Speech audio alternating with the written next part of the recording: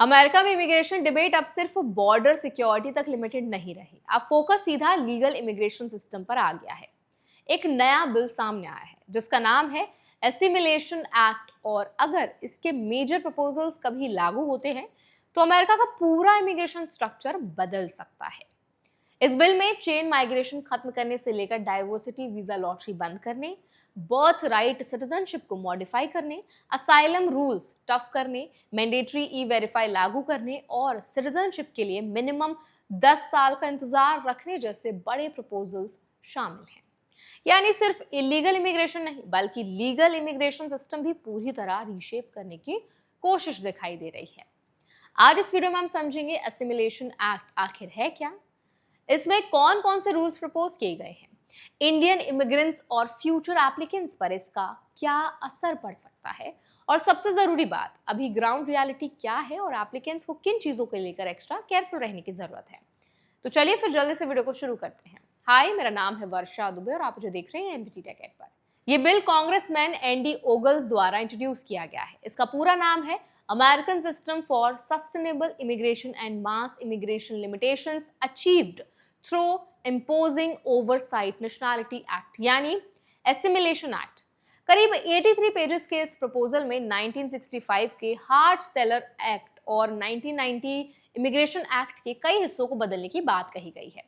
Bill का main M net immigration को लगभग 85% तक कम करना बताया गया है। इस प्रपोजल में सबसे बड़ा बदलाव फैमिली बेस्ड इमिग्रेशन यानी चेन माइग्रेशन को लेकर है। बिल का कहना है कि इमिग्रेशन सिस्टम को सिर्फ क्लोज फैमिली तक लिमिट किया जाए और एक्सटेंडेड फैमिली स्पॉन्सरशिप को खत्म किया जाए। इसके अलावा डाइवर्सिटी वीजा लॉटरी को भी खत्म करने का प्रपोजल है। ये वही सिस्टम है जिसके जरिए हर साल कुछ देशों के लोगों को रैंडमली लॉटरी के जरिए यूएस इमिग्रेशन अपॉर्चुनिटी मिलती है। बिल में बर्थ राइट सिटीजनशिप को भी मॉडिफाई करने की बात कही गई है, यानी अमेरिका में जन्म लेने भर से ऑटोमेटिक सिटीजनशिप मिलने वाले करंट सिस्टम को बदलने का प्रपोजल रखा गया है। हालांकि ये एक बेहद सेंसिटिव कॉन्स्टिट्यूशनल इशू है और ऐसे किसी बदलाव के लिए लीगल चैलेंजेस और कोर्ट रिव्यू की संभावना काफी ज्यादा रहती है। इसीलिए अभी इसे फाइनल रूल मानना गलत होगा। इसके साथ असाइलम स्टैंडर्ड्स को भी टफर बनाने की बात कही गई है। पब्लिक चार्ज रूल्स को स्ट्रेंथन करने का मतलब यह है कि फ्यूचर इमिग्रेंट्स की फाइनेंशियल सेल्फ सफिशिएंसी पर ज्यादा फोकस हो सकता है, यानी अथॉरिटीज ये ज्यादा क्लोजली देख सकती हैं कि एप्लीकेंट खुद फाइनेंशियल स्टेबल है या नहीं। बिल में इंग्लिश प्रोफिशिएंसी और अमेरिकन सिविक्स नॉलेज को भी इंपॉर्टेंस देने की बात कही गई है। सिटीजनशिप के लिए मिनिमम 10 साल का रिक्वायरमेंट पीरियड भी प्रपोज किया गया है। एक और बड़ा हिस्सा मैंडेटरी ई वेरीफाई सिस्टम है। इसका मतलब एम्प्लॉयर्स को लीगली ये वेरीफाई करना होगा कि एम्प्लॉय ऑथराइज्ड वर्क स्टेटस रखता है या नहीं। इससे हायरिंग कंप्लायंस चेक्स और स्ट्रिक्ट हो सकते हैं। बिल में H1B वीजा सिस्टम रिफॉर्म का भी जिक्र है। हालांकि detailed H1B structure changes explain नहीं किए गए हैं, लेकिन ओवरऑल डायरेक्शन ये दिखाई गई है कि इमिग्रेशन को ज्यादा रेस्ट्रिक्टिव और नेशनल इंटरेस्ट बेस्ड बनाया जाए। इस बिल में नेशनल इंटरेस्ट स्टैंडर्ड और स्ट्रॉन्गर कैरेक्टर टेस्ट का भी प्रपोजल शामिल है, यानी फ्यूचर इमिग्रेशन डिसीजंस में सिर्फ एलिजिबिलिटी डॉक्यूमेंट्स नहीं बल्कि कल्चरल एसिमिलेशन, बैकग्राउंड और ब्रॉडर नेशनल इंटरेस्ट फैक्टर्स को ज्यादा वेट दिया जा सकता है।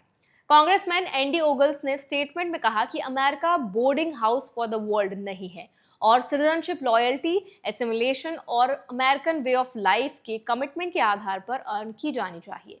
सेनेटर टॉमी ट्यूबरविल ने भी इस प्रपोजल को सपोर्ट करते हुए कहा कि इलीगल माइग्रेशन के इंसेंटिव्स खत्म करने की जरूरत है। उन्होंने बाइडेन एडमिनिस्ट्रेशन पर आरोप लगाते हुए कहा कि करंट सिस्टम ने क्रिमिनल्स और डेंजरस इंडिविजुअल्स को एंट्री दी। उनके स्टेटमेंट्स में नेशनल सिक्योरिटी और कल्चरल इंटीग्रेशन को मेन जस्टिफिकेशन के तौर पर पेश किया गया।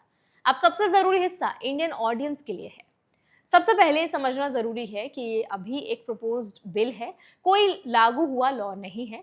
यूएस कांग्रेस में इंट्रोड्यूस होने और एक्चुअल फेडरल लॉ बनने के बीच लंबा लेजिस्लेटिव प्रोसेस होता है, इसीलिए पैनिक करने की जरूरत नहीं है। लेकिन ये जरूर समझना जरूरी है कि अमेरिका में इमिग्रेशन डिबेट का डायरेक्शन अब ज्यादा स्ट्रिक्ट स्क्रीनिंग, टाइटर कंप्लायंस और मेरिट फोकस स्ट्रक्चर की तरफ जा रहा है। तो अब इस पूरे अपडेट पर, इस पूरे बिल पर आप क्या राय रखते हैं, आपका क्या सुझाव है, हमें कमेंट्स में जरूर बताएं।